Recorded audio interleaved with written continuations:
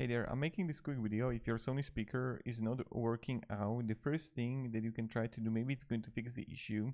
So you want to try and reset it.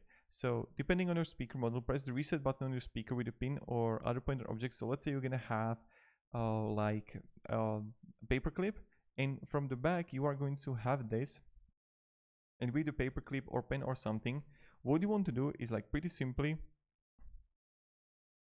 you want to like point an object or press and hold the power button for about 10 seconds. So press and hold the reset button for a few seconds, and then press and hold also the power button for, let's say, 10 seconds, and maybe some of it is going to actually help to fix the issue, and maybe it's going to help you work. So this is what you want to do. Press and hold the reset button when it's going to be turned on. Another thing, you want to press and hold the power button for like 10 to 15 seconds, and maybe some of it is going to work out for you. So have a great day and goodbye.